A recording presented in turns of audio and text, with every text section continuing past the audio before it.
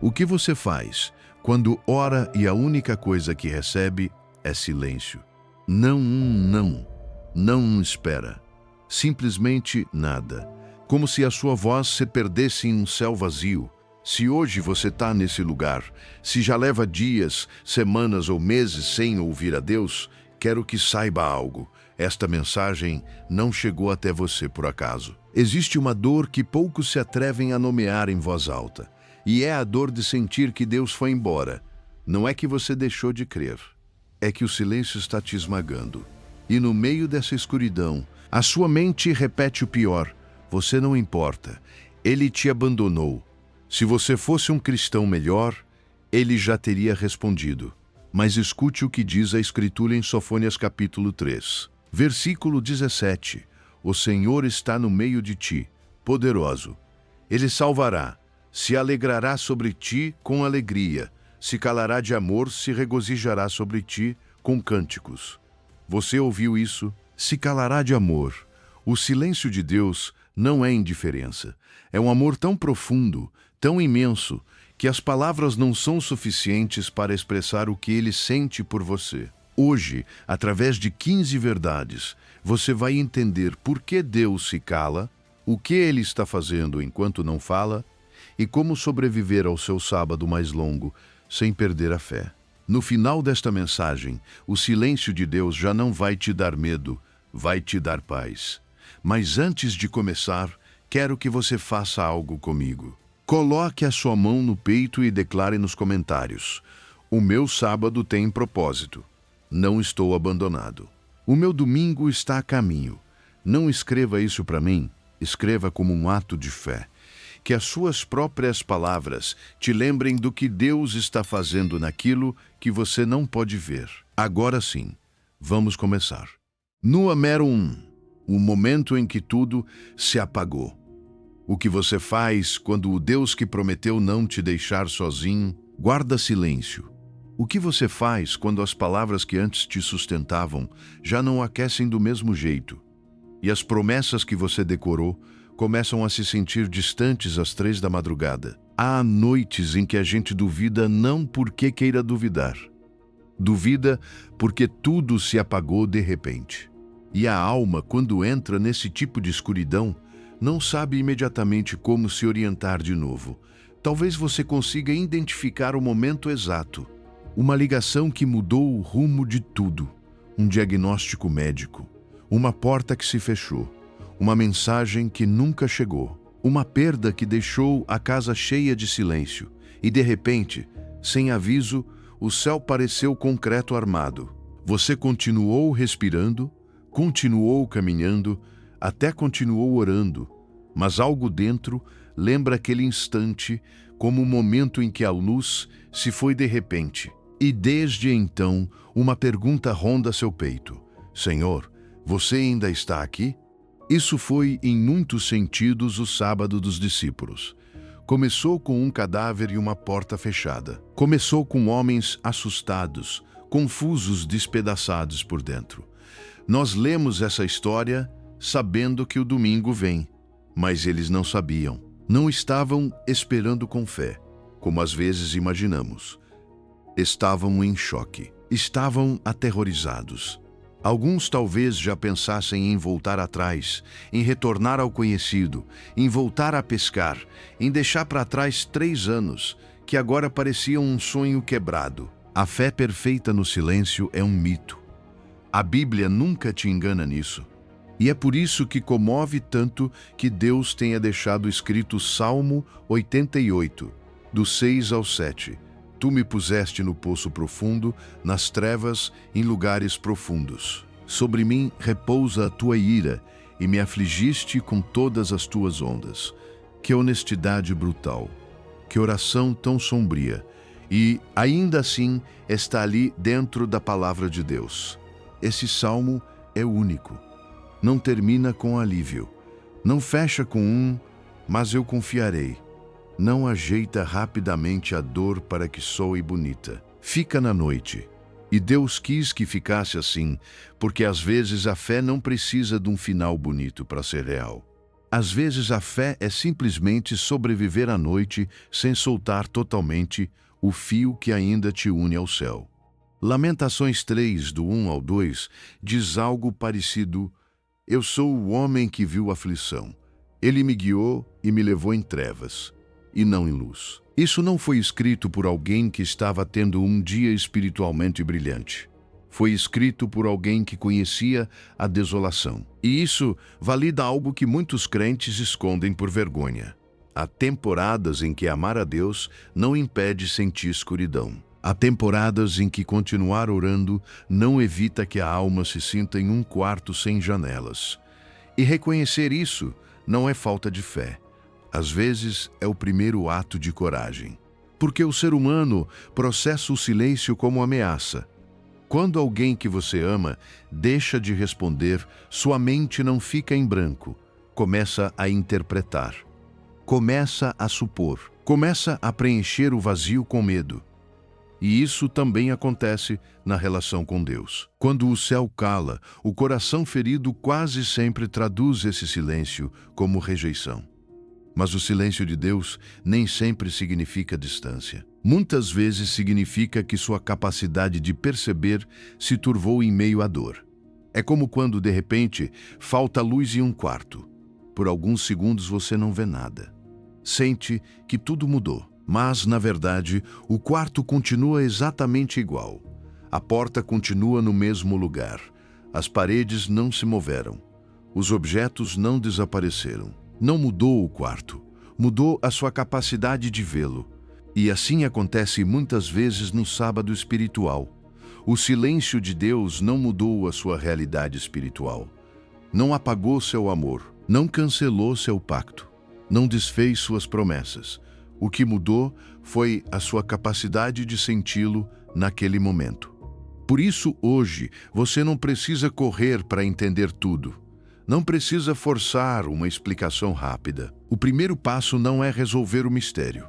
O primeiro passo é reconhecer com humildade: estou dentro de um sábado. Nomeá-lo. Não fugir. Não preenchê-lo com barulho. Não fingir uma força que você não sente. Apenas ficar quieto por um momento e dizer: Deus, não entendo, mas estou aqui. Essa oração tão pequena, tão nua, tão frágil, tem mais verdade que muitos discursos espirituais. A fé mais real nasce na noite mais escura. Não porque a escuridão seja boa por si mesma, mas porque é ali que se revela se ainda há um sim escondido no coração, mesmo que seja fraco, mesmo que seja trêmulo. E se hoje a sua alma está nesse ponto, escute esse sussurro com ternura.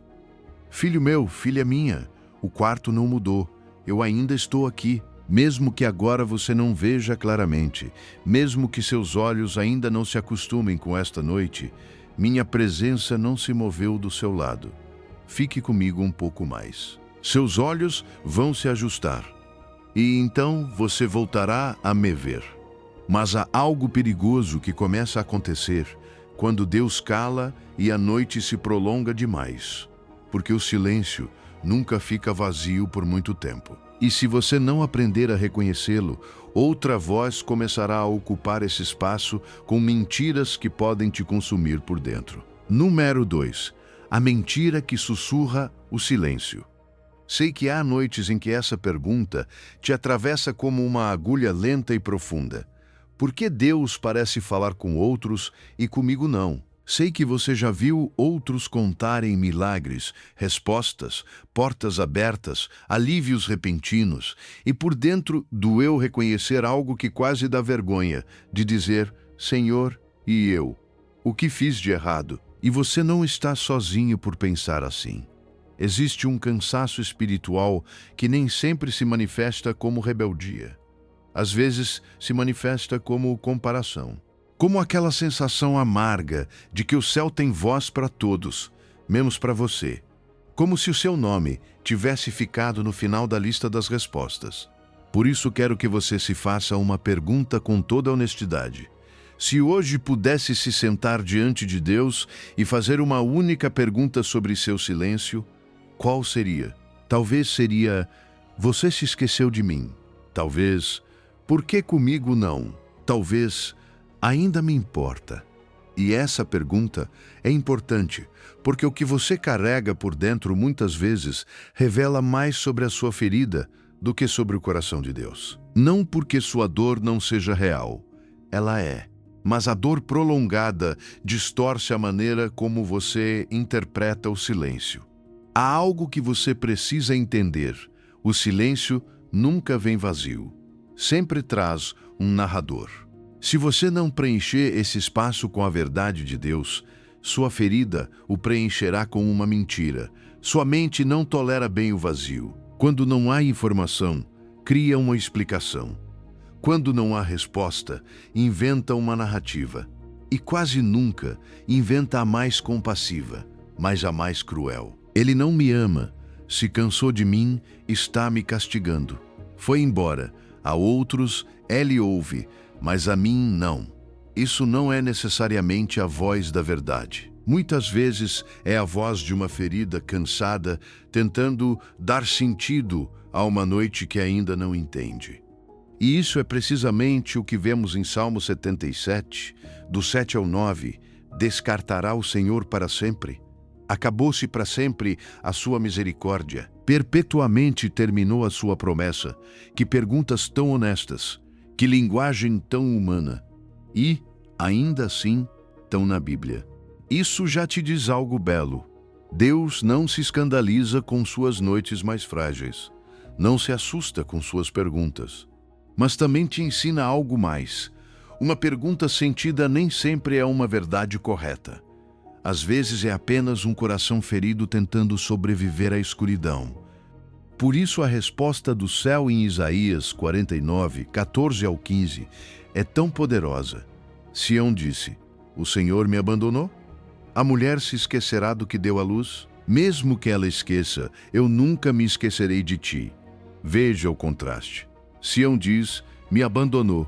Deus responde: nunca me esquecerei de ti. Ali está a diferença entre o que sente a sua ferida e o que declara a verdade eterna. Sentir-se esquecido não significa ter sido esquecido. Sentir abandono não prova abandono. A dor nem sempre sabe interpretar Deus corretamente.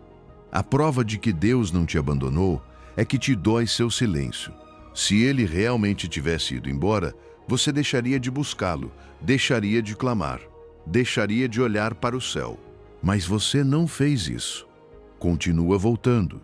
Com cansaço, sim. Com perguntas, sim, às vezes com mais lágrimas que palavras. Também, mas continua voltando. E isso significa que a relação ainda está viva. A dor da espera não é evidência de ausência. Muitas vezes é evidência de vínculo. Só dói tanto silêncio ao coração que ainda ama. Imagine que você grita dentro de um poço profundo. Sua voz desce, bate nas paredes e o eco demora a voltar. Se você sair antes de ouvi-lo, jurará que ninguém respondeu. Mas a resposta já estava a caminho. Não era vazio, era profundidade. Assim acontece muitas vezes com Deus. Você clama e antes que a resposta alcance seu ouvido, o desespero já quer concluir que não houve resposta. Mas o silêncio de Deus nem sempre é negação. Às vezes é uma resposta viajando por uma profundidade que você ainda não pode medir. Por isso, hoje você precisa fazer algo muito concreto. Identifique a narrativa falsa que você tem repetido nesta temporada. Escreva, se necessário: Deus me esqueceu, não importo, estou sozinho. E ao lado escreva outra frase com firmeza e humildade: isso não é o que Deus disse, isso é o que minha ferida inventou. Esse ato que parece pequeno pode se tornar uma libertação imensa, porque você deixa de permitir que sua dor narre por Deus. Se você ainda o busca, ele ainda te sustenta. Se você ainda o anseia, ele ainda não te soltou. Hoje, Deus te diz: as vozes que você ouve em meu silêncio não são minhas.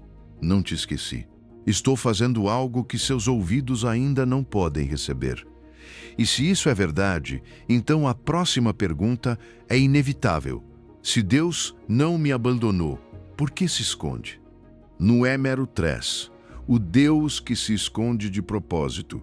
Há uma verdade de Deus que no início incomoda, mas quando penetra fundo na alma, acaba trazendo descanso. E é esta: há momentos em que Deus decide se esconder de propósito. Não porque queira brincar com a sua dor, não porque queira brincar com a sua dor, não porque seu amor tenha diminuído, mas porque há processos que só podem nascer quando sua voz se torna menos evidente e sua obra se torna mais profunda. Isaías 45:15 diz isso com uma solenidade que arrepia.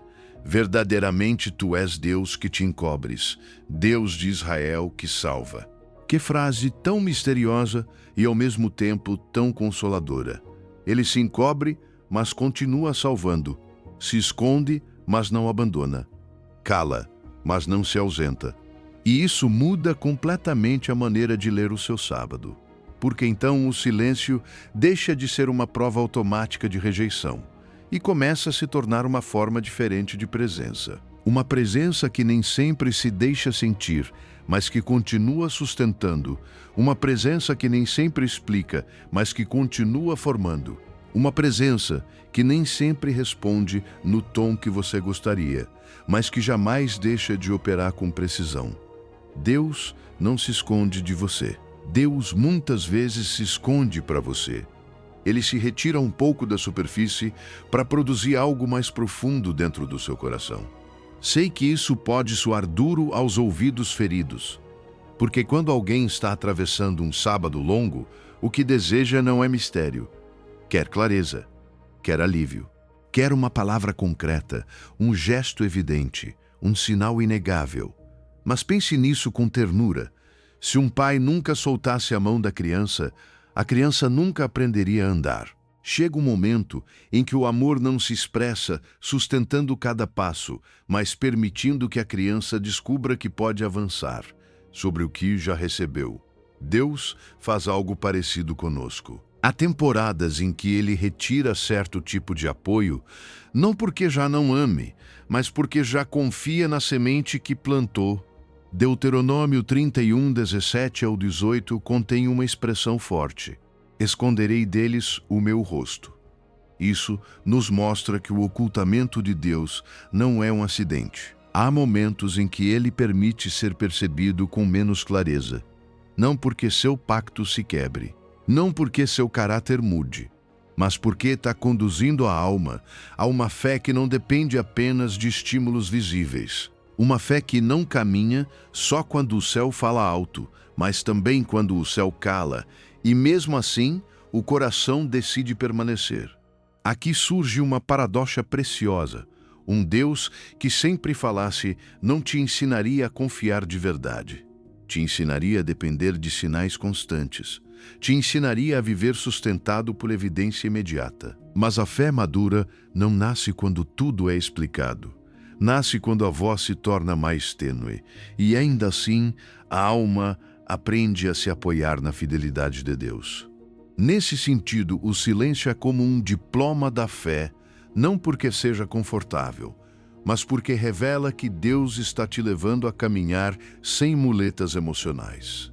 Pense no oleiro e no forno. Quando o vaso entra no fogo, o oleiro não continua falando com ele de fora, nem abre a porta apenas para tranquilizá-lo. Não porque se esqueceu, não porque perdeu o interesse, mas porque abrir o forno antes do tempo arruinaria justamente aquilo que está formando. O calor tem um trabalho a fazer. A estrutura precisa se firmar. A fragilidade deve passar por um processo para se tornar algo capaz de sustentar propósito. Assim é muitas vezes o seu silêncio. É forno, não abandono. É processo, não desprezo. A porta fechada não é crueldade. É amor protegendo a formação. Moisés também nos ensina algo parecido. Ele desejou ver o rosto de Deus plenamente, mas só pôde contemplar, por assim dizer, seu passo depois que ele havia passado. E isso revela uma verdade profunda. Há temporadas em que você só entende o que Deus estava fazendo quando olha para trás. Enquanto está dentro do sábado, tudo parece escuro, Mas quando o domingo chega e você volta a olhar, diz: agora entendo por que ele calou. Agora entendo por que não respondeu como eu queria. Agora entendo por que esse ocultamento não era ausência, mas preparação. Por isso, hoje, talvez você precise mudar a oração que repetiu tantas vezes. Em vez de continuar dizendo: Deus, por que não me falas? Talvez seja a hora de dizer: Deus, o que estás formando em mim enquanto calas? Essa pergunta não elimina a dor, mas redireciona o coração. Move-o da suspeita para a confiança. Leva-o do pensamento de castigo para o terreno da formação. Porque o silêncio pode ser, de fato, um ato de confiança divina. Como se Deus dissesse: já coloquei dentro de ti mais do que agora podes ver. Já plantei verdade, memória, palavra, presença. E este silêncio não vem para te esvaziar, vem para revelar o que plantei.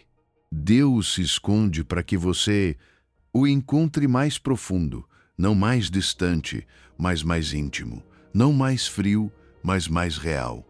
Hoje Deus te diz: não me escondo porque te rejeite. Me escondo porque confio na semente que plantei em teu coração. Em breve haverás brotar. E se isso é verdade, se o silêncio de Deus tem propósito, então você precisa olhar para o que ele produziu naqueles que atravessaram o sábado mais longo antes de você. Número 4. O que sentiram os discípulos aquele sábado? Imagine aquele cômodo em Jerusalém. A porta trancada. O ar pesado. O cheiro de óleo da lâmpada misturado com o suor do medo. Lá fora, os passos dos soldados romanos batendo nas ruas como um lembrete de que ainda havia perigo. Dentro, 11 homens respirando o mesmo silêncio, mas carregando-o de maneiras diferentes. Pedro com os olhos inchados, não só de chorar, mas de recordar. Tomé olhando para um ponto fixo, como se a parede pudesse lhe dizer algo que o céu não quis responder. João, emudecido. Ninguém tem uma explicação. Ninguém tem uma palavra de fechamento. Porque o homem que lhes prometeu o reino está morto e Deus não disse uma palavra sequer. Isso é importante entender. Ninguém naquela sala estava esperando a ressurreição. Ninguém. Tinham caminhado com Jesus durante anos. O viram multiplicar pães. O viram acalmar tempestades. O viram abrir olhos cegos. O viram ressuscitar mortos. O ouviram falar do reino, da vida, do terceiro dia. E mesmo assim, quando chegou o sábado, nenhum celebrava uma promessa. Nenhum dizia com um sorriso espiritual: fiquem tranquilos, amanhã ele ressuscita. Não, estavam despedaçados, confusos, assustados, e essa verdade humaniza profundamente a cena. Porque se homens que viram tantos milagres puderam se quebrar no silêncio, então a sua própria luta não te desqualifica, te faz humano. Lucas 24, do 17 ao 21, contém uma frase que parece o retrato exato de um coração partido. Nós esperávamos que ele fosse o que devia redimir Israel. Esperávamos. No passado, isso é devastador. Já não esperam. Já não creem com a mesma força, já não falam do futuro com convicção, mas da dor com resignação. Essa palavra, esperávamos, é quase um funeral interior. E talvez você também tenha dito algo assim, embora não com essas exatas palavras. Eu acreditava que Deus ia fazer. Eu pensava que desta vez sim. Eu esperava que esta oração não ficasse assim. E quando começamos a falar no passado sobre o que antes nos sustentava, sentimos vergonha, como se já não merecêssemos ser chamados de crentes. Mas olhe para os discípulos e deixe que a Bíblia te alivie. Marcos 16, do 10 ao 11, diz que, quando lhes anunciaram que Jesus vivia, eles estavam tristes e chorando, e não acreditaram. Não acreditaram. Essa frase não está escondida na Escritura. Está ali porque Deus quer que você saiba que mesmo os que estiveram mais perto de Jesus tiveram momentos em que não souberam como processar sua aparente ausência. A dúvida no silêncio nem sempre é traição. Muitas vezes é a reação natural de um coração que amava profundamente e perdeu, de repente, o que mais amava. Pedro processou aquela noite desde a culpa, Tomé desde a distância interior, os de Emaús desde a fuga, outros desde o isolamento. Cada um viveu o sábado à sua maneira. E isso também importa muito, porque nem todos reagem da mesma forma ao silêncio de Deus. Alguns choram, outros se endurecem, outros se distraem, outros se isolam. Outros continuam fazendo certo por fora, enquanto por dentro estão cheios de perguntas que não ousam dizer. Mas o fato de processar de maneira diferente não significa que Deus se afastou deles. Significa que a dor estava tocando fibras profundas, fibras que só se revelam quando o céu cala. E aqui há uma paradoxa muito santa. Os que estiveram mais perto de Jesus foram os que sentiram mais intensamente sua ausência. A intimidade com Deus não te imuniza contra a dor do silêncio. Às vezes a intensifica, porque só dói tanto a ausência aquele que realmente ama. O indiferente não atravessa esse tipo de rasgo. O indiferente não se quebra pelo silêncio do céu. Mas quem ama, sim. Quem caminhou com ele, sim.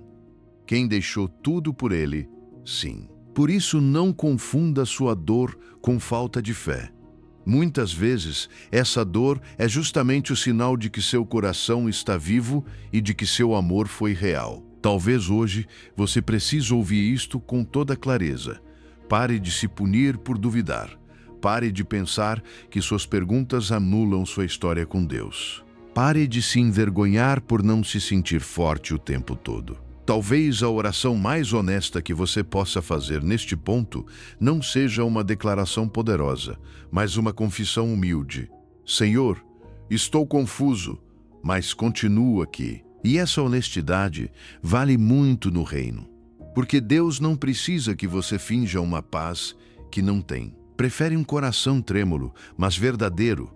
A dúvida de quem ama é mais santa que a certeza do indiferente. Porque ao menos a dúvida de quem ama ainda olha para o céu, ainda espera mesmo que com os olhos molhados, ainda não se foi por completo. E isso, em meio ao sábado, já é uma forma de fé. Uma fé pequena, dolorida, cansada, mas fé, enfim. Deus te diz, não se envergonhe de suas perguntas. Eu não rejeitei Pedro por negar-me, não rejeitei Tomé por duvidar. Não rejeitei os de Emaús por fugir com a cabeça baixa. Nem a você eu rejeito. Venha como tá. Porque os discípulos naquele sábado carregavam uma pergunta que queimava por dentro. E é provavelmente a mesma que você também carregou mais de uma vez. Se Deus permitiu isto, então Ele nos abandonou. E é aí que você precisa entender uma diferença que pode mudar tudo. No Emero 5, a diferença entre silêncio e abandono. Há uma pergunta que quase ninguém quer pronunciar em voz alta, porque dói demais, porque dá vergonha, porque parece uma traição dizê-la diante do céu. Mas nas noites longas, quando a oração seca na boca e a alma sente que caminha sozinha, essa pergunta aparece do mesmo jeito. E se Deus me deixou para sempre? Não é se Ele está demorando. Não é se Ele está me formando. Mas algo muito mais cru. E se Ele já não está aqui? E se alguma vez você já pensou nisso, não te julgo. Porque chega um ponto em que o silêncio dura tanto que a diferença entre um Deus calado e um Deus ausente fica borrada. Mas escute isso com atenção. A maior evidência de que Deus não te abandonou é precisamente a dor que você sente pelo seu silêncio. Quem foi abandonado de verdade deixa de buscar, deixa de clamar, deixa de olhar para o céu. Se resigna, esfria, apaga-se, mas você não. Você continua voltando, cansado sim, confuso sim, com lágrimas sim, mas continua voltando. E isso significa que o cordão ainda está vivo. Isso significa que algo ainda pulsa entre seu coração e o coração de Deus, mesmo que agora você não saiba explicar. Romanos 8:26 é uma das palavras mais ternas e poderosas para uma noite. Assim, o Espírito nos ajuda em nossa fraqueza, pois o que havemos de pedir como convém, não sabemos. Mas o próprio Espírito intercede por nós com gemidos inexprimíveis. Que revelação tão imensa! Enquanto você pensa que o silêncio te deixou sozinho, o céu diz que você jamais esteve sozinho. Enquanto sua boca não encontra palavras, o Espírito Santo está orando por você. Enquanto sua mente fica em branco, enquanto sua oração se torna suspiro, cansaço, dor pura que não sabe se expressar, o Espírito intercede com gemidos que nem podem ser traduzidos em linguagem humana. Isso significa que seu silêncio não é um quarto vazio. É um lugar onde alguém do céu está lutando por você. Você não está sozinho com seus pensamentos. Você não está sozinho com sua fraqueza. Você não está sozinho em seu sábado. Há alguém gritando ao Pai por você em um idioma mais profundo que suas palavras. Mesmo quando você não sabe mais como orar, o céu continua orando. Mesmo quando você não consegue manter a conversa, o Espírito continua sustentando o vínculo. E ainda há algo mais. Sofonias 3:17 diz: Jeová está no meio de ti, poderoso. Ele se calará de amor. Que frase tão desconcertante e tão bonita. Ele se calará de amor. Não se calará por distância. Não se calará porque se cansou de você. Ele se calará de amor. Existe um silêncio humano que nasce da indiferença? Sim. Mas existe um silêncio divino que nasce de uma proximidade tão imensa que as palavras ficam curtas. Um silêncio tão cheio de presença, tão carregado de ternura, tão saturado de intenção, que não pode ser medido pela lógica do abandono. Por isso você precisa de uma imagem que te ajude a sentir essa verdade. Pense em um bebê dentro do ventre da mãe. Não vê o rosto que o ama, não entende onde está, não ouve com clareza cada som. Se pudesse pensar com uma lógica limitada, talvez concluísse que está sozinho na escuridão. E, no entanto, está sendo alimentado, protegido e formado a cada segundo de sua existência. Por quê? Porque há um cordão invisível que o conecta a uma fonte de vida que não vê, mas que nunca deixa de sustentá-lo. Assim acontece com você no silêncio de Deus. O cordão não foi cortado, foi escondido. A nutrição não parou. A proteção não desapareceu. A formação não foi interrompida. O que mudou foi sua capacidade de percebê-lo. O silêncio de Deus não te desconectou dele, apenas tornou invisível o que antes você sentia de forma mais evidente. Mas o cordão continua pulsando. Continua nutrindo você, continua sustentando você, continua levando vida a áreas da sua alma que agora mesmo você não consegue enxergar.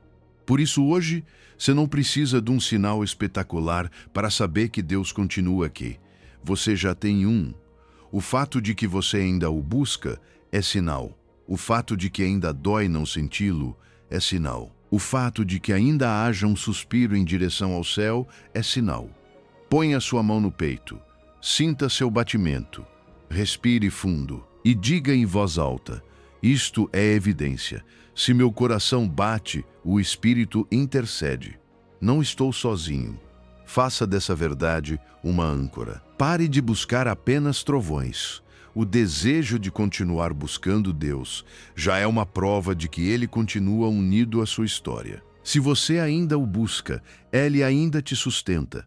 Se você ainda clama, Ele ainda te nutre. Se você ainda suspira em direção a Ele, Ele ainda não te soltou. Hoje, Deus te diz: eu não fui embora. Estou tão perto que meu silêncio é um abraço que seus ouvidos ainda não sabem ouvir. O cordão entre você e eu jamais foi cortado e jamais será cortado. E agora que você sabe que não está abandonado, que a conexão continua viva, surge uma pergunta inevitável. Se Deus está aqui, se seu Espírito intercede, se seu amor sustenta, então o que Ele está fazendo exatamente enquanto se cala? Número 6. O que Deus faz quando não fala. Sei o que é caminhar e sentir que não se chega a lugar algum. Que os meses passam e tudo continua igual.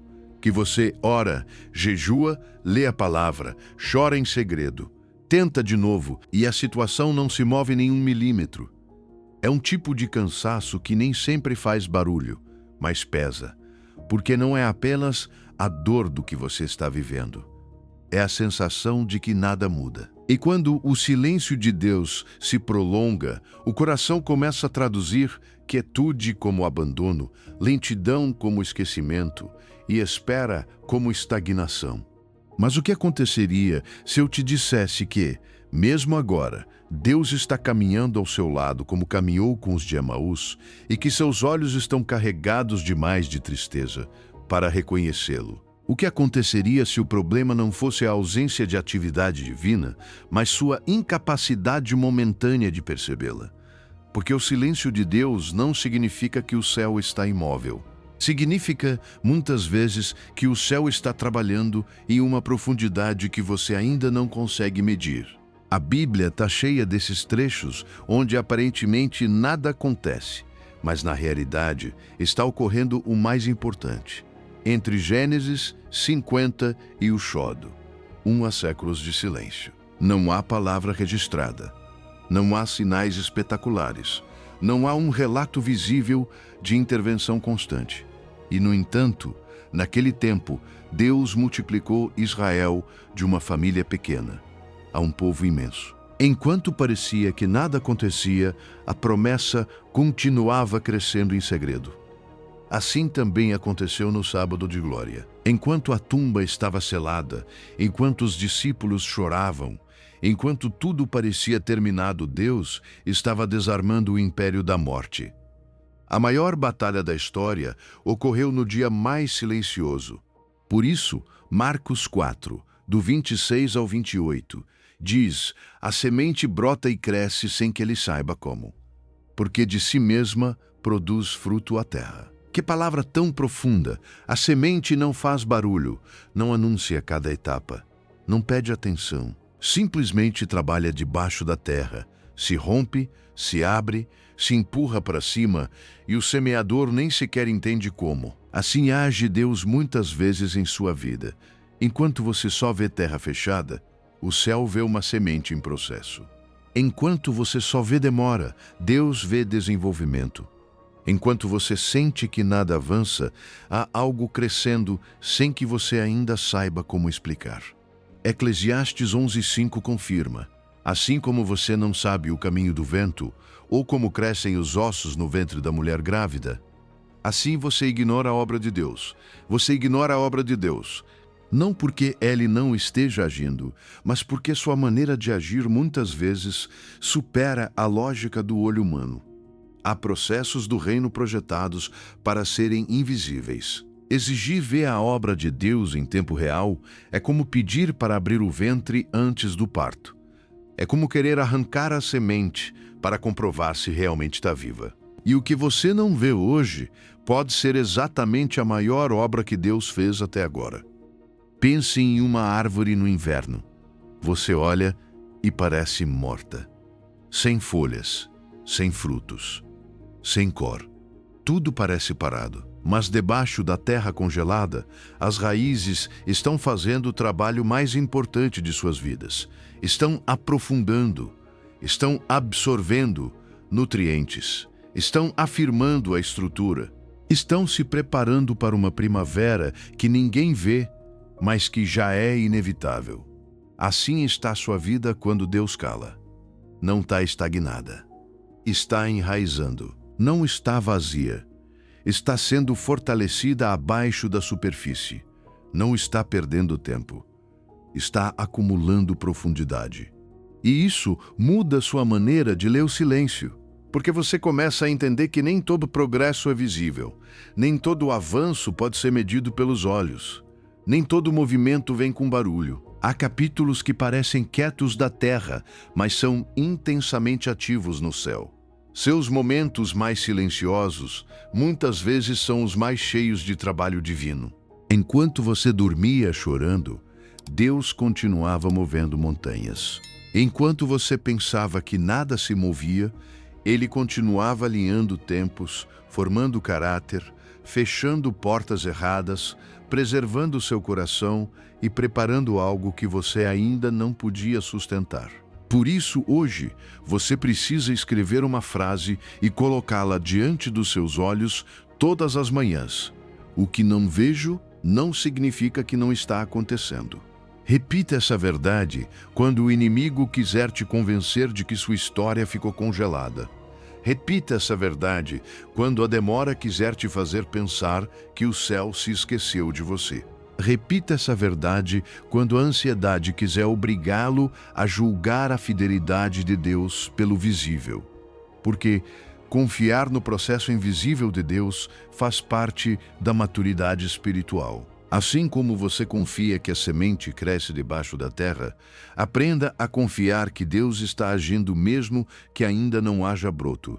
Deus te diz, enquanto você via Ketode, eu via gestação. Enquanto você pensava que tudo estava morto, eu estava formando vida em segredo. Não peço que você entenda cada detalhe, peço que confie, porque o que hoje parece terra fechada, amanhã revelará que estava cheia de promessa. Mas aqui vem um aviso necessário, porque há algo que muitos fazem justamente no silêncio de Deus, e sem perceber, acabam tocando com ansiedade o mesmo que o céu estava preparando com amor. No Emero 7, o perigo de preencher o silêncio com seu próprio barulho. Entendo essa urgência que surge quando Deus cala. Aquela sensação de que você precisa fazer algo, mover algo, decidir algo, mesmo que seja pequeno, só para não sentir que está parado diante de uma porta fechada. Porque a espera ativa muitas vezes parece inação, e a inação parece rendição. O coração começa a pensar que, se não tomar o controle, tudo se perderá. Que se não preencher o silêncio com seu próprio barulho, com sua própria estratégia, com sua própria força, acabará afundando na incerteza. E isso é humano, muito humano. Mas justamente por isso também é perigoso.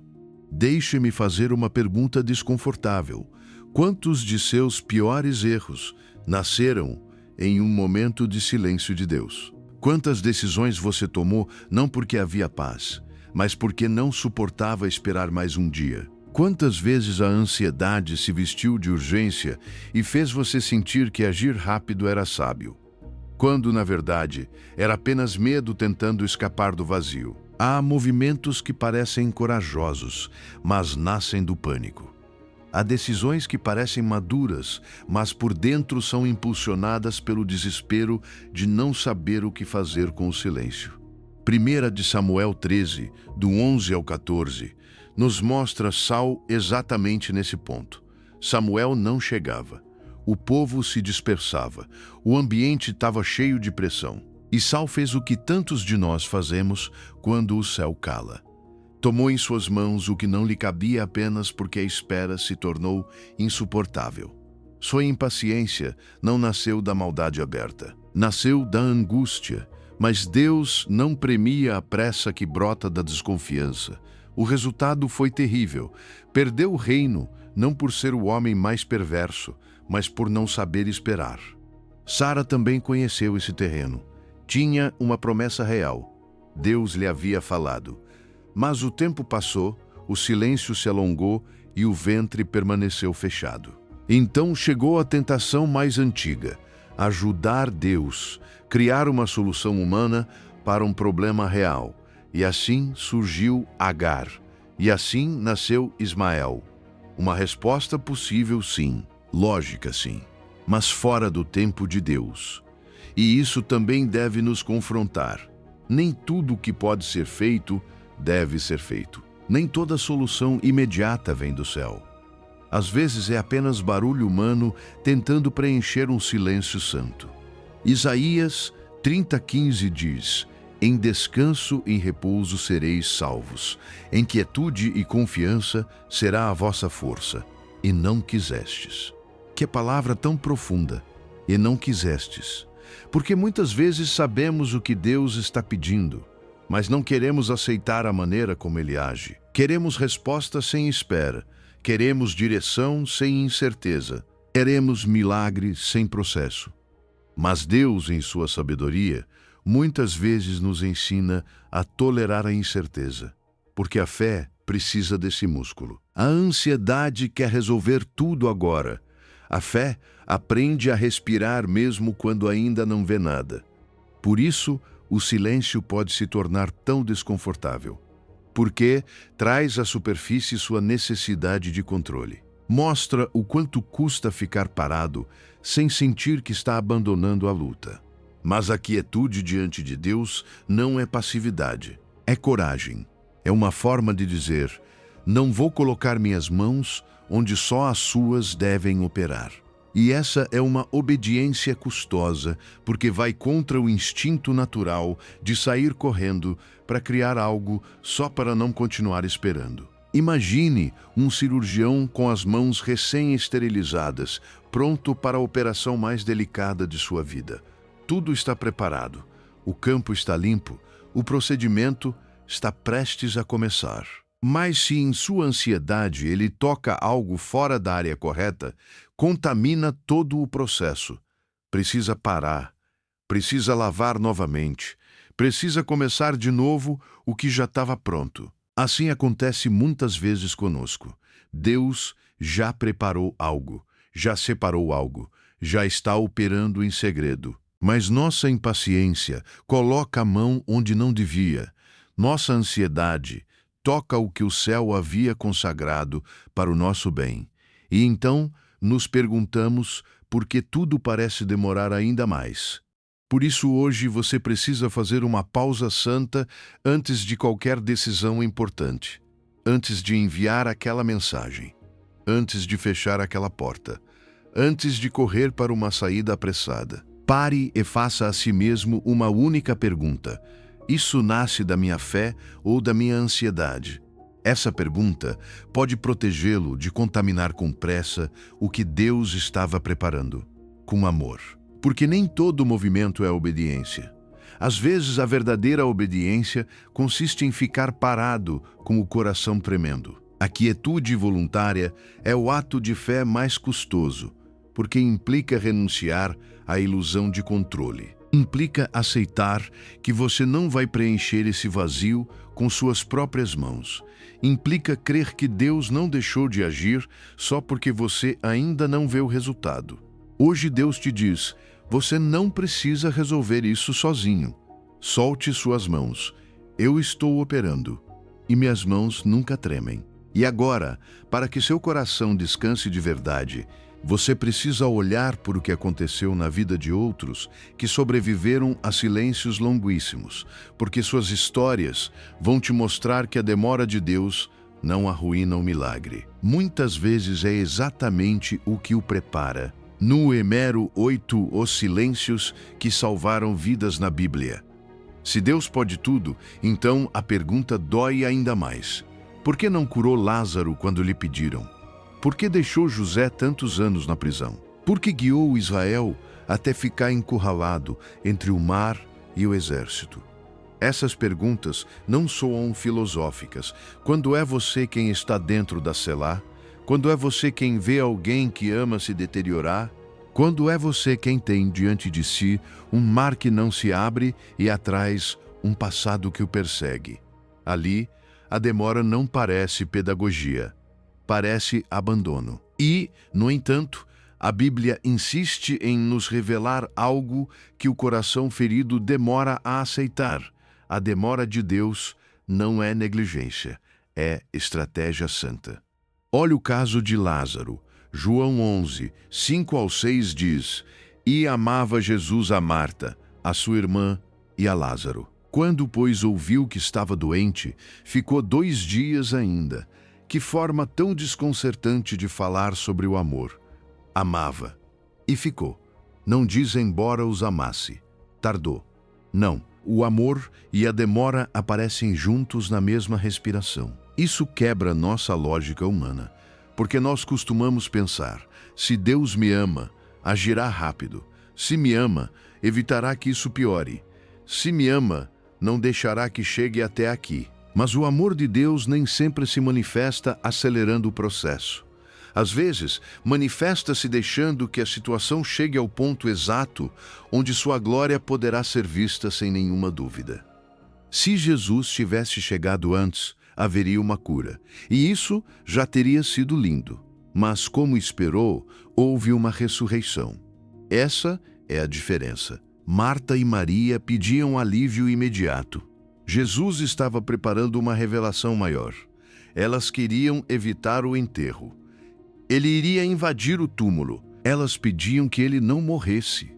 Ele iria demonstrar que nem a morte tinha a última palavra. Por isso você deve ouvir isso com a alma. Deus não chega tarde. Deus chega no momento exato em que sua resposta pode ser maior do que o seu pedido inicial. O que você pedia era real, sim. Mas o que ele estava preparando era mais alto, mais profundo, mais eterno. José também é testemunho disso. Seu silêncio não foi obstáculo para o propósito. Foi o caminho até ele. José não esperou por engano. Não ficou anos na prisão porque Deus se distraiu. Precisou desse processo para passar de sonhador a governador, de rapaz com visão a homem com peso espiritual. Porque há respostas que, se chegam antes da hora, esmagam quem as recebe. Um trono sem formação destrói. Uma elevação sem quebranto corrompe. Deus não queria apenas tirar José do poço ou da prisão. Queria preparar José para sustentar a magnitude do que iria colocar em suas mãos.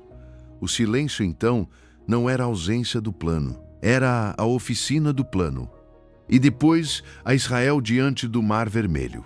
Isso também é revelador. Deus não errou o caminho, não perdeu o rumo, não improvisou.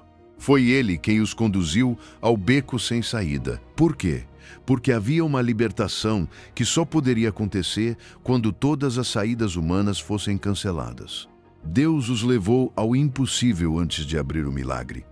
Primeiro, permitiu que o mar parecesse sentença. Depois, o transformou em caminho.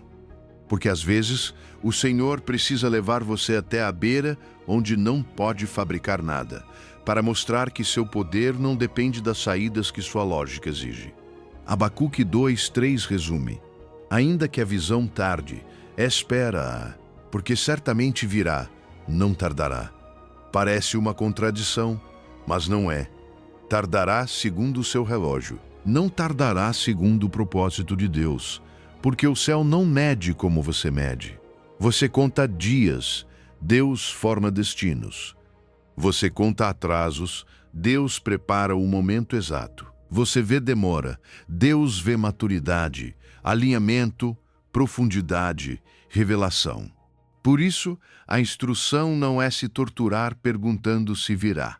A instrução é esperar, não duvidando de sua fidelidade, mas aprendendo a respirar dentro do mistério de seus tempos. Pense em um arco e uma flecha. Quanto mais a corda é tensionada para trás, mais longe a flecha voará. Você sente que recua, sente que a vida o empurra para trás, sente que este sábado rouba terreno, mas talvez você não esteja recuando. Talvez esteja sendo tensionado para ser lançado mais longe do que teria chegado correndo com sua própria força. O que parece atraso pode ser preparação. O que parece perda de impulso pode ser acumulação de direção. Por isso, hoje você precisa falar à sua alma com uma verdade nova. Diga em voz alta: Deus não chega tarde à minha história. Chega no momento exato para fazer algo maior do que pedi. Pare de interpretar a demora como negligência. Comece a vê-la como estratégia, porque o milagre do silêncio se conta por gerações. Hoje Deus te diz: se eu tivesse me apressado, teria dado apenas uma cura, mas esperei, porque o que tenho para você é uma ressurreição. E se ainda lhe custa confiar nesse tipo de silêncio, então você precisa saber algo que muda tudo. Jesus também conheceu o peso de clamar ao céu e atravessar uma noite em que a resposta não veio como seu coração humano esperava. Número 9. Jesus também experimentou o silêncio do Pai. Quero que você receba esta parte com a alma em silêncio. Aqui estamos entrando no coração da cruz. Aqui se quebra para sempre a mentira de que ninguém entende o que é clamar e não receber resposta. Porque se alguma vez você disse em segredo: Senhor, me sinto só, ninguém sabe o que é chamar por ti e não ouvir nada. Então hoje você precisa olhar para o Calvário com outros olhos, não para ver apenas sofrimento, mas para descobrir que Jesus conhece por dentro o peso exato do seu sábado. Há algo que estremece no mais profundo da alma. O Filho perfeito, o obediente, o amado desde a eternidade, aquele que nunca se desviou, aquele que nunca pecou, aquele que caminhou em comunhão perfeita com o Pai e, ainda assim, na hora mais escura de sua vida, experimentou o silêncio do céu. Isso já deveria curar uma ferida muito grande em você. Porque se a perfeição não protegeu Cristo do silêncio do Pai, então a sua imperfeição não é necessariamente a causa do seu. Seu sábado nem sempre existe porque você falhou. Às vezes, existe porque até os mais amados atravessam aquele vale onde a fé deixa de se apoiar em sensações e começa a se sustentar na obediência nua. Salmo 22, 1 ao 2, coloca palavras nessa ferida com uma força que atravessa os séculos. Deus meu, por que me desamparaste? Clamo de dia e não respondes, e de noite e não há para mim repouso. Jesus tomou justamente esse salmo em sua boca. Não escolheu um versículo de vitória visível, não escolheu uma frase suave. Escolheu o salmo do abandono, o lamento do justo ferido, a linguagem de quem sente que o céu guarda um silêncio insuportável. Isso significa que a sua dor não lhe é estranha, sua pergunta não lhe é desconhecida, sua noite não o desconcerta. Ele já esteve ali. E, ainda assim, Hebreus 5, 7 a 8 nos leva ainda mais fundo. Cristo, nos dias da sua carne, oferecendo súplicas e orações, com grande clamor e lágrimas, àquele que podia livrá-lo da morte. Foi ouvido a causa de sua reverente submissão e, embora fosse filho, pelo que padeceu, aprendeu a obediência. Que mistério tão poderoso! Foi ouvido, não ignorado, não rejeitado. Foi ouvido, mas não foi livrado da morte como sua humanidade sofrida teria desejado. Foi levado através da morte para sair do outro lado, com ressurreição. E aqui há uma verdade que muda por completo a maneira de interpretar o silêncio de Deus. Às vezes, ser ouvido pelo Pai não se parece em receber o que pediu. Parece ser sustentado dentro daquilo que temia, até que seu propósito transforme em glória. Isso foi exatamente o que ocorreu na cruz. Jesus carregou o silêncio para que você nunca tivesse que carregá-lo sozinho. Jesus provou essa taça amarga para que, quando você a prove, não a beba em solidão. Por isso, quando você clama no meio da noite e não ouve uma resposta imediata, não está sozinho em um quarto vazio. Está acompanhado pelo Cristo que gritou da cruz. Aquele mesmo que disse, "Por quê?", agora se senta ao seu lado quando você também pergunta. Aquele mesmo que sentiu o peso do silêncio agora, conhece com exatidão a linguagem secreta das suas lágrimas. Pense em um capitão que conduz um navio em meio a uma tempestade feroz. Em quem você confia mais? Naquele que aprendeu a navegar em águas calmas ou naquele que mostra cicatrizes de antigas tempestades e diz, "Eu já passei por aqui. Sei como a noite ruge. Sei como é acreditar que o céu se fechou. Mas também sei onde termina esta escuridão." Jesus não te guia pelo silêncio desde a teoria, que guia desde a ferida redimida, desde a cicatriz glorificada, desde o túmulo vazio que nasceu precisamente do momento em que tudo parecia perdido. E isso dá uma nova dignidade à sua dor, não porque o sofrimento seja bom em si, mas porque agora você sabe que o Filho de Deus a atravessou antes de você. E se ele cruzou aquele vale e saiu do outro lado, então o seu silêncio não tem a última palavra. Hebreus 4,15 nos diz que não temos um sumo sacerdote incapaz de se compadecer de nossas fraquezas. Isso inclui esta fraqueza também. A de se sentir abandonado, a de pensar que Deus se foi, a de tremer quando não ouve nada. Jesus não te olha de cima com impaciência. Te acompanha de dentro com compaixão. Por isso hoje, quando o silêncio voltar a doer, não tente parecer forte. Não finja que não te afeta. Apenas diga: Jesus, você também gritou e não recebeu resposta imediata. Você entende. Acompanha-me. Essa oração é mais poderosa do que parece, porque une o seu sábado ao dele. Une a sua ferida à sua cruz. Une a sua espera à sua ressurreição. Aquele que gritou da cruz caminha contigo no seu silêncio. E ouve, como se o Pai falasse ao seu coração: Filho meu, filha minha, eu conheço o silêncio. Eu o vivi. Eu o atravessei. Eu o venci. E o que fiz no túmulo, naquele sábado em que tudo parecia morto, é exatamente o que estou fazendo em você agora. Mas o silêncio do Pai não revela apenas quanto você pode resistir por fora. Também revela algo mais profundo, algo que só vem à superfície quando desaparecem as respostas. O que realmente existe em seu coração. Nu emero des, o silêncio como purificador de motivos. Há uma pergunta que o silêncio de Deus traz à superfície, e ela é esta: amo a Ele ou amo mais o que Ele pode me dar? Essa pergunta geralmente não aparece quando as respostas fluem, quando as portas se abrem, quando a oração parece encontrar eco imediato. Na abundância, quase tudo parece fé. Na abundância, é fácil confundir devoção com conveniência, intimidade com benefício, amor com necessidade satisfeita. Mas quando Deus cala, quando o presente não chega, quando a resposta se demora e o céu parece selado, então o coração fica exposto. E o que vem à luz nem sempre é confortável, mas é profundamente transformador. Jó expressou isso com uma maturidade que só nasce no fogo. Em Jó 23, do 8 ao 10, diz: Eis que eu irei para o Oriente, e não o encontrarei. Mas ele conhece o meu caminho, me provará, e sairei como ouro. Que impressionante! Jó diz: não o encontro. Procuro e não o sinto. Caminho e não o percebo. Mas ainda assim não conclui que Deus se foi. Conclui que Deus conhece seu caminho.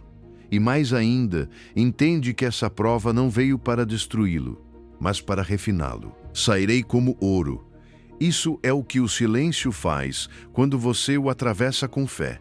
Purifica a relação, limpa as motivações, separa o amor verdadeiro do amor condicionado.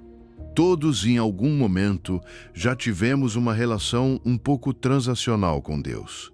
O buscamos mais quando estamos quebrados. Oramos mais quando temos medo. Nos aproximamos mais quando precisamos de uma intervenção urgente. E, embora isso não deva envergonhá-lo, também não é o lugar onde Deus quer deixá-lo para sempre. Ele te recebe mesmo ali, sim. Mas te ama demais para permitir que sua relação com Ele se reduza a uma troca de favores espirituais. E muitas vezes o silêncio é a ferramenta santa que Ele usa para levar você de uma fé interessada a uma fé apaixonada. Por isso, não se sinta culpado se descobrir que às vezes buscou mais a mão de Deus do que seu rosto. Você não é um monstro espiritual por isso. Você é humano. E o Pai não te expõe para te condenar, mas para te curar. O que você sente como rejeição pode ser, na verdade, um convite a um nível mais profundo de intimidade. Onde você continua adorando mesmo sem resposta. Onde você continua vindo mesmo sem recompensa visível. Onde o coração começa a dizer: Senhor, mesmo que não me des nada agora, não quero sair da tua presença. Só os íntimos recebem esse convite.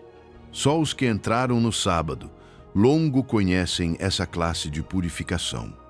1 de Pedro 1, do 6 ao 7, diz que a fé é muito mais preciosa que o ouro e que deve ser provada. Não porque Deus goste de ver seus filhos sofrerem, mas porque Ele conhece o valor eterno de uma fé purificada. O ouro não se limpa acariciando-o. limpa-se no fogo. O ourives não o coloca na chama para arruiná-lo, mas para que as impurezas subam à superfície e possam ser removidas. Assim age Deus com você. O silêncio não veio para te condenar. Não veio para testar se você é digno de amor. Veio para trazer à tona o que atrapalhava, o que estava misturado, o que ainda precisava ser entregue. E faz isso não para humilhar, mas para purificar. Por isso, Daniel 3, 17 ao 18, é tão poderoso. Os 3 jovens disseram: nosso Deus pode nos livrar. E se não, saiba que ainda assim não nos inclinaremos. Esse não é um dos atos de fé mais puros de toda a Escritura. Porque ali não se ama Deus apenas pelo que Ele pode fazer, mas pelo quem Ele é. Ali a adoração deixa de depender do milagre. Ali o coração amadurece. Ali se quebra a lógica da troca. E essa é precisamente a obra que o silêncio produz quando você não foge dele. A psicologia fala do amor condicionado e do amor incondicional. E muitas relações com Deus, embora sinceras, começam no modo condicionado. Se você responde, confio. Se você abre, sigo. Se você dá, eu adoro. Mas o sábado longo vem para desmontar essa estrutura e construir algo mais firme. Uma fé que não depende de resultados imediatos. Uma fé que pode dizer: continuo te buscando. Não apenas porque preciso dar uma resposta, mas porque preciso da tua presença. E mesmo que eu não compreenda este silêncio, não quero te perder perseguindo apenas o que tu dás. Por isso hoje te proponho uma oração diferente. Não uma oração de pedido, mas uma oração de presença. Apenas diga: Deus, hoje não venho pedir nada, apenas venho estar contigo. Essa oração, que parece pequena, pode revelar uma mudança enorme em sua alma, porque você começa a buscá-lo por Ele mesmo. Começa a descansar em seu ser, não apenas em suas obras. Começa a descobrir que a fé que sobrevive ao silêncio vale mais que o ouro. E agora que você entende que o silêncio não te abandonou, mas está te purificando, resta uma pergunta muito prática e necessária. Como sustentar a fé quando você não vê absolutamente nada? No Emero 11, como se sustenta a fé quando não vê nada? Há temporadas em que a fé não se sente como um fogo aceso, mas como uma brasa pequena que mal resiste ao vento. E nesses momentos, você não precisa de frases vazias, nem de mandamentos religiosos do tipo: apenas creia mais. Precisa de algo que possa sustentar o coração quando não há sinais novos, quando não há emoção fresca, quando não há uma palavra recente que pareça romper o teto. Porque a fé no silêncio não se sustenta com euforia. Sustenta-se com memória. O mundo diz ver para crer, mas o reino muitas vezes ensina algo diferente: lembrar para confiar. Por isso, essa parte do caminho é tão importante. Quando Deus cala, nem sempre Ele te dará uma evidência nova, imediatamente. Muitas vezes, Ele te levará a olhar para trás para que encontre força no que já fez. Salmo 77, do 11 ao 12, diz: lembrarei das obras de Já. Sim, farei memória das tuas maravilhas antigas. Meditarei em todas as tuas obras e falarei dos teus feitos. Veja a virada desse salmo. Primeiro, o coração pergunta se Deus o rejeitou, se sua misericórdia acabou, se sua promessa foi anulada. Mas o ponto de virada não chega quando cai uma resposta nova do céu. Chega quando a alma decide lembrar. Isso muda muito, porque significa que você não precisa se sentir forte para continuar. Precisa fazer memória santa. Precisa recolher evidências antigas da fidelidade de Deus e colocá-las novamente diante de seus olhos. Josué 4, dos 6 ao 7, mostra como Deus mandou levantar pedras de memorial após atravessar o Jordão. Para quê? Para que, quando viessem dias futuros, quando os filhos perguntassem, quando a memória falhasse, essas pedras falassem. Que imagem tão poderosa! As pedras não tinham voz, mas davam testemunho. Não respiravam, mas lembravam. E é isso mesmo que você precisa quando o céu parece guardar silêncio. Pedras que falem, onde agora você não ouve uma resposta nova. Não se sinta mal se hoje sua fé se sentir frágil. Você não precisa de uma fé de gigante para sobreviver ao sábado. Precisa de uma memória humilde, persistente, obediente. Uma memória como a da formiga, pequena, sim, mas capaz de carregar mais do que parece. Às vezes a fé não avança por uma grande revelação repentina, mas por pequenas lembranças repetidas, com perseverança. Deus já me sustentou uma vez. Deus já me livrou quando pensei que não sairia. Essas verdades, embora pareçam simples, tornam-se pão para a alma em tempos de silêncio. Pense nas estrelas. Quando o sol nasce, elas não desaparecem. Continuam lá, milhões delas. Mas a luz do dia impede que você as veja. Da mesma forma, as promessas de Deus não desaparecem no silêncio. Não deixam de existir porque sua emoção mudou. Não se apagam porque agora você não as sente com a mesma força. Continuam brilhando, continuam firmes, continuam verdadeiras, mas muitas vezes você precisa da escuridão da espera para vê-las novamente com mais clareza. Há promessas que se redescobrem melhor à noite do que durante o dia. Por isso quero deixar uma prática simples. Esta semana, escreva 3 momentos concretos em que Deus se moveu em sua vida. Não ideias abstratas, não frases genéricas. 3 fatos. Talvez uma provisão inesperada. Talvez uma porta que se abriu quando parecia impossível. Talvez uma paz que chegou no meio de uma tempestade passada. Talvez uma resposta que demorou, mas chegou. Escreva essas 3 pedras de memorial. Coloque-as onde você possa vê-las todas as manhãs, no espelho, no seu caderno, no lugar onde seus olhos não possam ignorá-las. E cada vez que o silêncio apertar seu peito, pegue uma dessas pedras e leia em voz alta. Não rápido, não como rotina vazia, leia-a como quem se agarra a uma corda no meio da água. E depois diga: se fizeste antes, farás de novo. Essa frase não é mágica, é memória.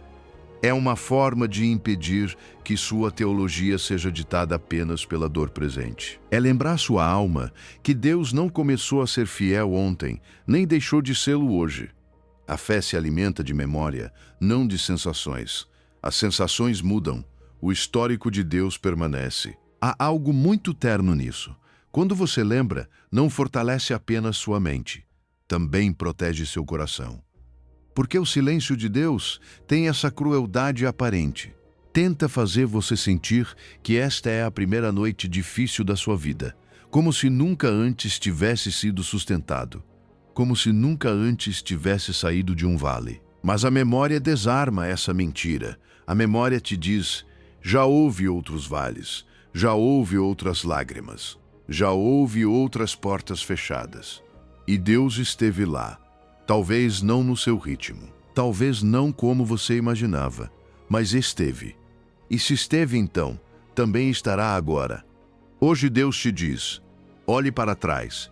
Vê minhas pegadas, estiveram naquela perda que não te destruiu. Estiveram naquela espera que depois você entendeu. Estiveram naquele vale onde você pensou que estava sozinho, mas chegou até aqui. Você não precisa ver meu rosto claramente neste momento para saber que ainda estou contigo. Lembre-se do meu histórico, lembre-se das minhas obras, lembre-se das minhas mãos. Ele já o fez e fará novamente.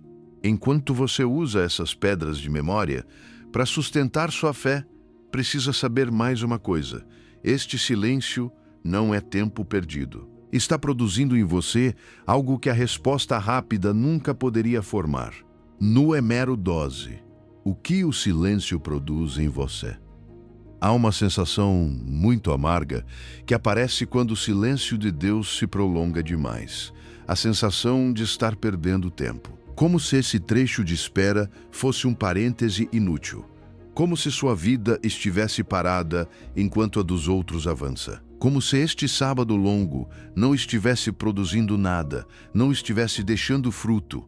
E, no entanto, a palavra de Deus diz exatamente o contrário. Tiago 1, do 3 ao 4, declara: a prova da vossa fé produz paciência.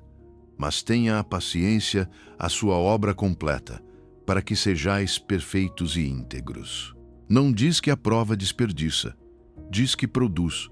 Não diz que a espera esvazia, diz que forma. Não diz que o silêncio te deixa igual, diz que está operando em você algo que não poderia nascer de outra maneira. Romanos 5, do 3 ao 5, aprofunda ainda mais essa verdade.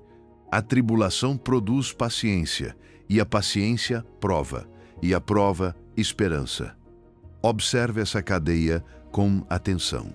Tribulação, paciência, prova, esperança. A esperança não aparece no início, aparece no final. Isso significa que há coisas que só nascem depois de ter atravessado o processo completo. E aqui está uma verdade que a alma precisa abraçar com humildade. Você não pode pular o processo e ainda assim pretender carregar o fruto. Não pode pedir maturidade sem prova. Não pode pedir profundidade sem espera.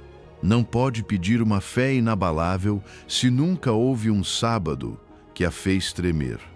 Você já está sendo transformado, mas ainda não vê o resultado. A semente já germinou, mas ainda não dá fruto visível. Você já é mais forte do que antes do silêncio, mas ainda não o sente. E isso desconcerta, porque geralmente medimos o crescimento pelo que podemos notar rapidamente. Mas o reino de Deus tem processos que avançam abaixo da superfície. Há amadurecimentos que não fazem barulho. Há mudanças que não se anunciam. Há fortalezas que estão se formando em você enquanto ainda se sente frágil. O céu não está esperando começar a operar. Já começou. Só que você ainda não está vendo tudo o que essa obra será. É normal sentir que nada avança. A paciência não se sente como progresso enquanto ocorre.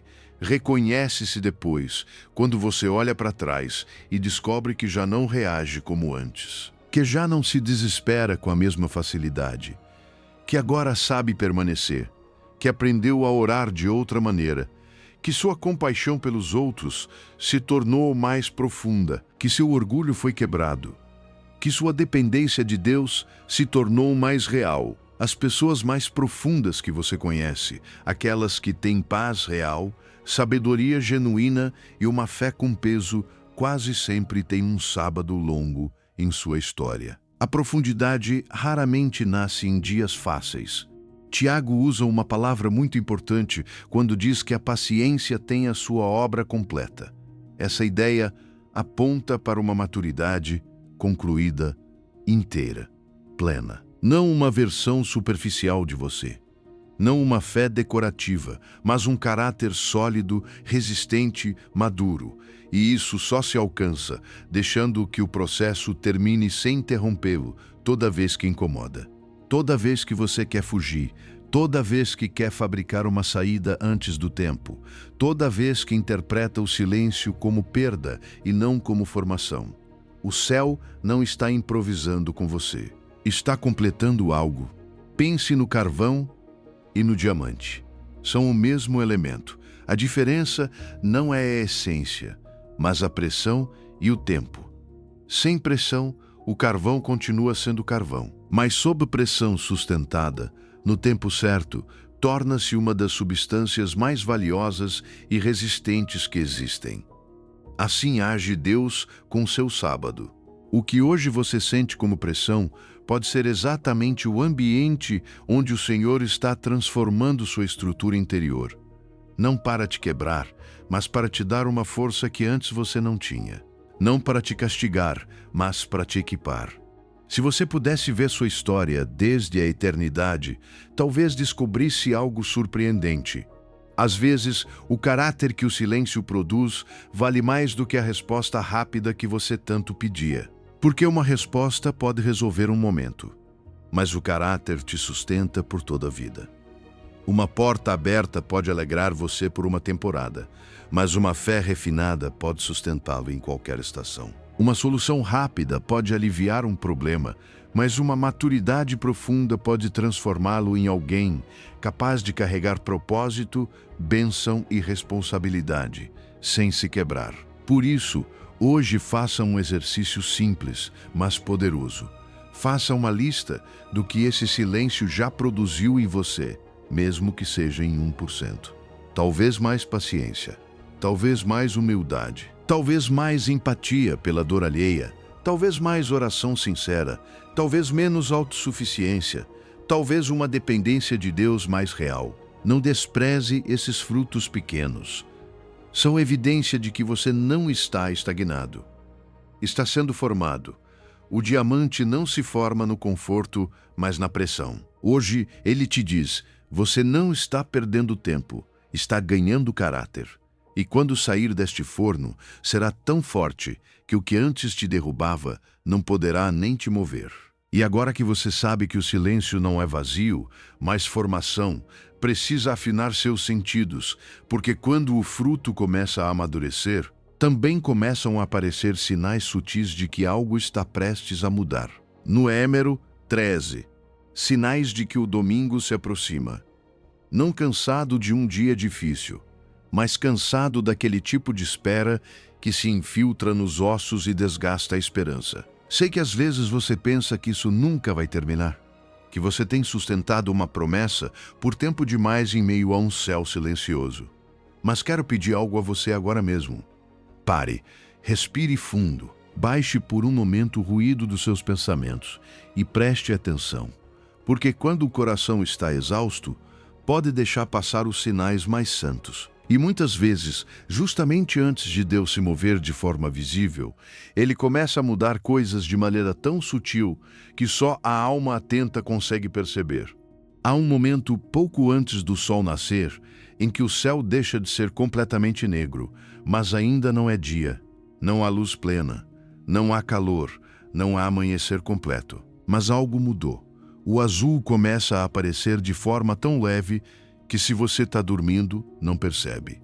Se está distraído, perde. Mas se está atento, essa mínima mudança anuncia algo poderoso.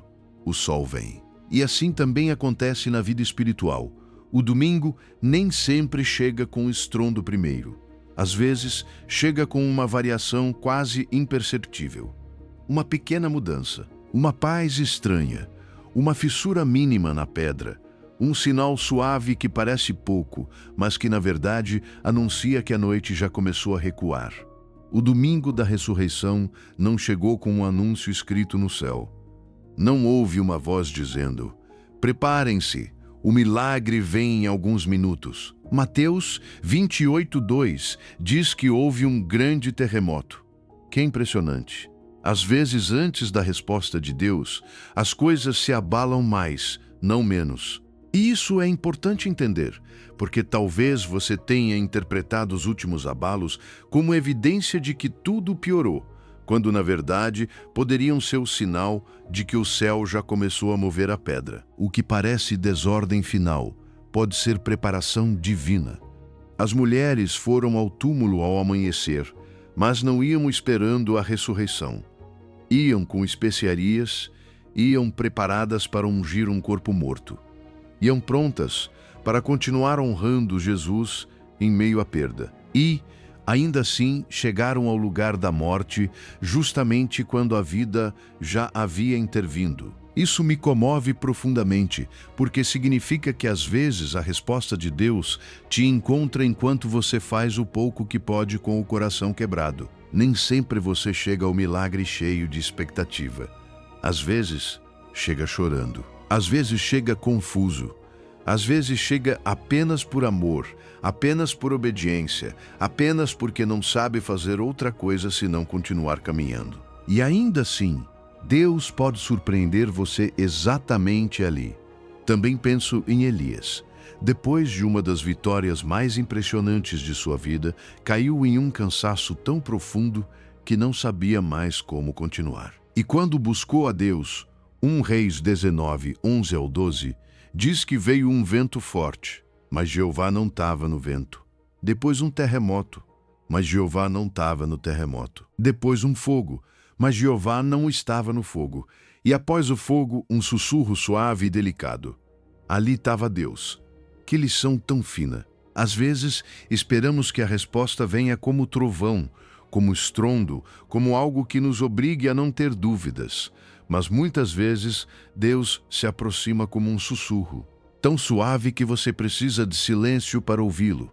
O sinal mais claro de que Deus vai falar muitas vezes é que Ele ainda não falou, porque seu silêncio prolongado geralmente precede suas respostas mais poderosas. Quanto mais longo o sábado, mais glorioso costuma ser o domingo.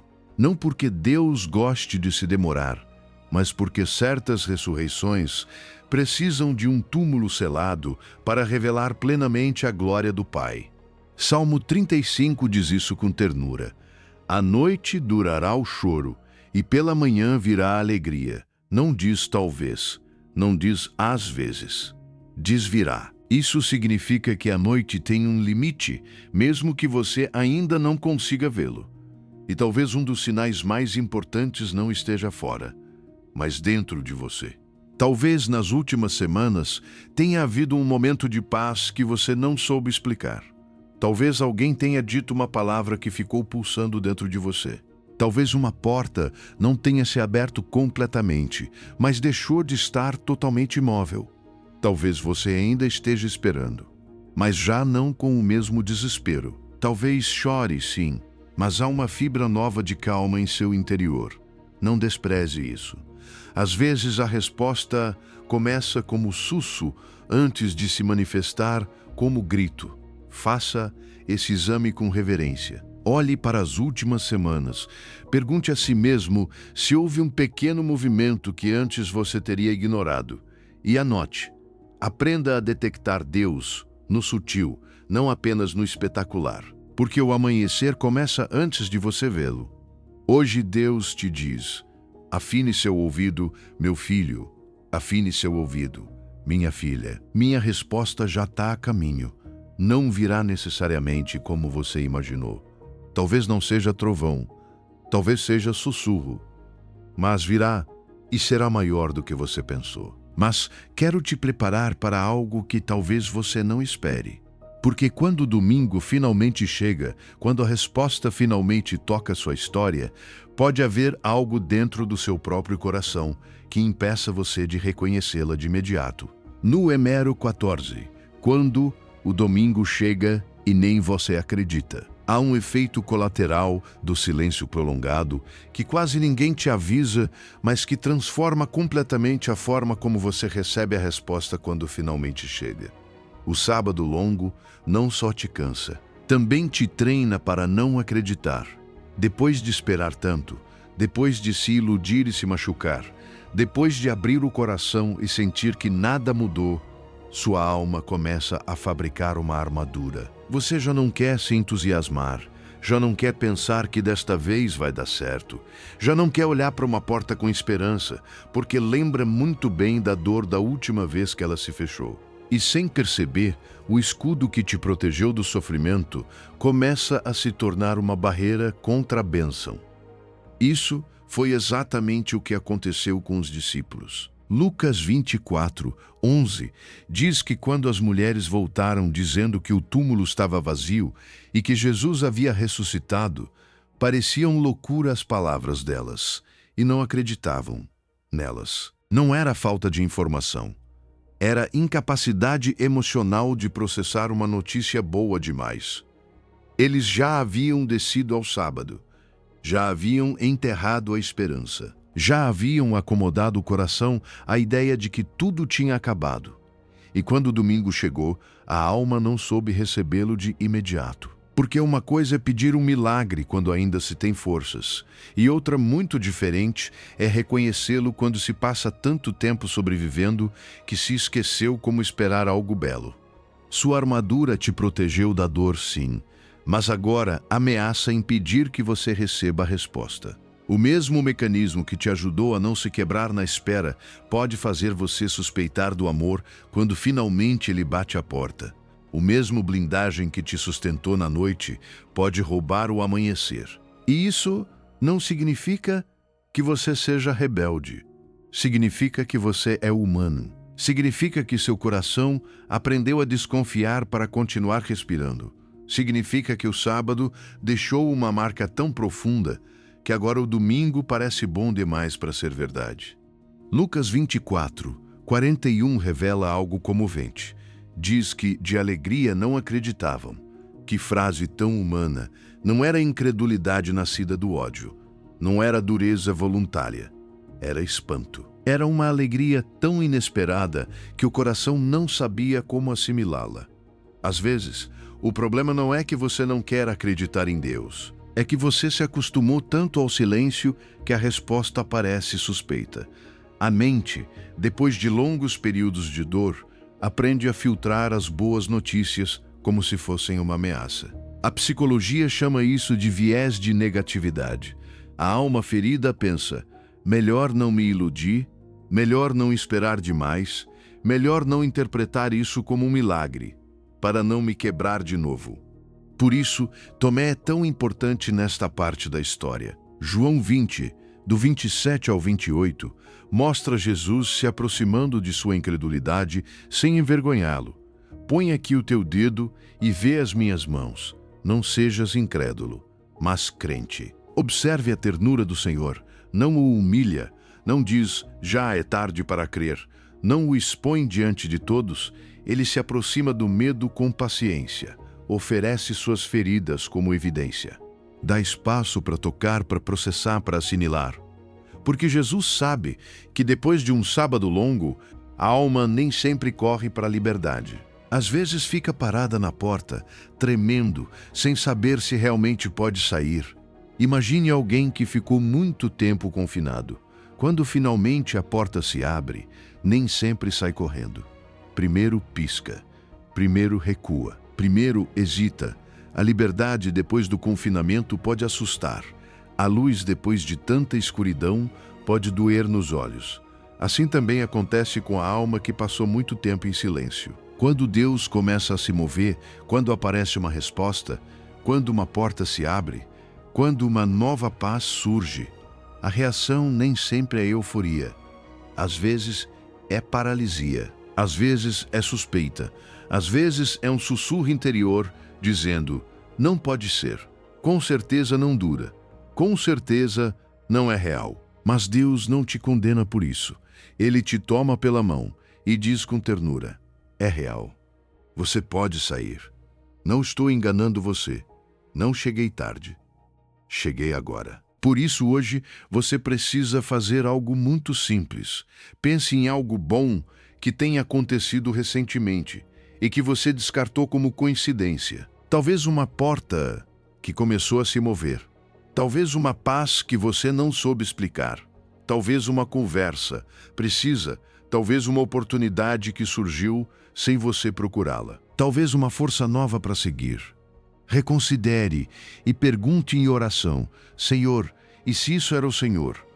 Porque às vezes o domingo já começou, mas o coração ainda veste o sábado. Não deixe que seu sábado roube seu domingo. Não permita que a armadura que você usou para sobreviver se torne a barreira que te impeça de receber. Deus te diz: não peço que você acredite com força, peço que acredite com coragem. Como Tomé, aproxime-se, toque, veja, processe, mas não fuja. Seu domingo já está aqui. Ouse recebê-lo. E quando finalmente você o receber, quando entender que o silêncio se quebrou e que a resposta realmente chegou, você descobrirá algo ainda maior. Seu sábado não terminou em você. Ele se tornou uma luz que agora poderá sustentar outros. Número 15. Viver com a memória do sábado. Sabedoria da espera. Há uma ferida muito profunda que aparece depois de um sábado longo, e é esta: pensar que todo aquele sofrimento não serviu para nada. Pensar que tantas lágrimas foram desperdício. Pensar que tantas noites em silêncio só deixaram cansaço. Mas a palavra de Deus levanta o teu rosto e te mostra algo santo. 2 Coríntios 1, do 3 ao 4, diz: Bendito seja o Deus e Pai de nosso Senhor Jesus Cristo, Pai das misericórdias e Deus de toda consolação, que nos consola em todas as nossas tribulações, para que também possamos consolar os que estão em qualquer tribulação. Observe bem essa verdade. Deus não só te consola para aliviar-te, Deus te consola para te enviar. O teu sábado não termina em você. Isso muda tudo, porque significa que a tua dor tem destino. Significa que a tua história não ficou presa em uma tumba emocional. Significa que cada silêncio que você sobreviveu te deu uma linguagem que outros ainda não possuem. Há pessoas que agora mesmo estão vivendo a noite que você já conheceu. Estão fazendo as perguntas que você já fez. Estão sentindo o abandono que você sentiu. E quando chegar o momento, não vão precisar de alguém que lhes recite frases bonitas. Vão precisar de alguém que diga com verdade na voz: eu também estive ali. Eu também chorei. Eu também pensei que Deus calaria para sempre. E ainda assim, Ele me sustentou. Por isso, o testemunho mais poderoso nem sempre é aquele que diz: Deus me respondeu imediatamente. Muitas vezes, o testemunho que mais resgata corações é outro, mais lento, mais quebrado, mais maduro. É o testemunho que diz: Deus silenciou por meses, e eu fiquei. Não entendi, mas fiquei. Não vi a saída, mas fiquei. Esse tipo de fidelidade silenciosa tem um peso que o céu honra, porque revela uma relação que já não depende só dos presentes de Deus, mas da presença de Deus, mesmo quando parece escondida. Isaías 61:3 diz: aos aflitos de Sião se lhes dê glória em lugar da cinza, óleo de alegria em lugar de luto, manto de júbilo em lugar de espírito angustiado. E serão chamados árvores de justiça, plantação do Senhor. Isso quer dizer que Deus não apenas te tira da dor, Deus transforma o próprio material da tua dor em substância de glória. Toma a cinza, não para negá-la, mas para transformá-la. Toma o luto, não para zombar dele, mas para vesti-lo de alegria. Toma o espírito angustiado, não para condená-lo, mas para cobri-lo com um manto novo. O que você acreditava ser ruína, nas mãos do Senhor se torna plantação. O que parecia o fim, termina sendo raiz. Sei que talvez hoje ainda doa. Sei que talvez a cinza ainda se sinta mais real que a glória. Sei que há noites em que essa promessa parece grande demais para o seu estado atual. Mas ouça isso com todo o teu coração. Deus não desperdiça nenhuma lágrima, nenhuma madrugada, nenhuma oração que você fez com a garganta apertada. Tudo está sendo recolhido, pesado, redimido. Nada ficou no chão. Nada foi ignorado. Nada foi inútil. Teu Pai não trabalha como o mundo trabalha. Ele sabe tomar as ruínas de uma alma e transformá-las em refúgio para outros. Pense em um farol. O farol mais confiável não é aquele que foi erguido em uma manhã tranquila, com mar sereno e céu limpo. O farol que realmente inspira confiança é aquele que sobreviveu à tempestade, que recebeu o golpe das ondas, que tremeu com o vento, que foi açoitado pela noite e permaneceu aceso. Esse farol não brilha apesar da tempestade, mas com uma credibilidade nascida no meio dela. Assim Deus te está formando. Cada noite de silêncio que você resistiu está se tornando uma noite de luz para alguém que vem atrás de você. Tua voz terá autoridade não porque você leu em um livro, mas porque você a sobreviveu de joelhos. Pedro é uma imagem viva disso. Negou, chorou, quebrou-se, atravessou o sábado com vergonha, medo e confusão, e, ainda assim, não terminou definido pela sua pior noite. Terminou convertido em rocha para outros. Seu fracasso não cancelou seu chamado. Seu sábado não arruinou seu destino. Foi parte do caminho que o preparou para sustentar muitos. Assim, obra Deus, o que mais quiseste que terminasse, a espera, o silêncio, a escuridão, pode se tornar o que mais agradecerás quando descobrir quantas vidas serão iluminadas pelo fogo que não te consumiu. Por isso, hoje, faça algo simples, mas sagrado. Pense em uma pessoa que agora mesmo está vivendo o seu próprio sábado. Não lhe mande um sermão. Não tente resolver tudo por ela. Apenas diga: não estás sozinho, eu também estive ali. Às vezes, uma frase nascida de uma ferida curada vale mais que 1000 explicações teóricas. Essa pode ser a primeira forma de o seu sábado começar a se tornar ministério. A sua pior noite pode ser a melhor luz de alguém. Caminhamos juntos desde a escuridão do sábado até aqui. E antes de terminar, quero que grave 3 coisas no teu coração. Primeira, o silêncio de Deus não é o fim da tua história. É o capítulo que se escreve no oculto. Segunda, o que parece morte é gestação. O que parece abandono é formação. E o que parece o fim é a véspera de algo que você não imagina. Terceira, o domingo sempre chega depois do sábado. Não é questão de se, é questão de quando. Esta noite, antes de dormir, quero que faça algo simples. Feche os olhos, ponha a mão no peito e diga em voz alta: Deus, confio no que estás fazendo, embora eu não veja. Meu sábado tem propósito. Apenas isso. Cada noite, sem falta, e quando o silêncio apertar, lembre-se das tuas pedras de memorial. Às vezes que Deus se moveu quando você pensou que não o faria. Se Ele fez antes, fará de novo. Se você chegou até este momento, quero que saiba algo. Não foi casualidade. Tua alma tinha fome desta palavra, e Deus te trouxe aqui porque tem algo preparado para o teu próximo amanhecer. Se esta mensagem trouxe paz à tua espera, compartilhe com alguém que hoje esteja vivendo seu sábado mais longo. Talvez essa pessoa precise ouvir hoje. E se ainda não se inscreveu, te convido a fazê-lo. Aqui sempre haverá uma palavra para suas noites mais longas e você nunca caminhará sozinho no teu sábado. Escreva nos comentários: meu domingo vem a caminho. Não escreva para mim, escreva como declaração de fé para você. O silêncio de Deus não é o fim da história, é o capítulo que se escreve no oculto. Que o Deus que silenciou no sábado para ressuscitar no domingo te dê a paz de saber que tua história não terminou no silêncio. Que cada noite de espera se torne testemunho. E que, quando o teu domingo chegar, porque ele vai chegar, você tenha a coragem de recebê-lo de braços abertos. Amém.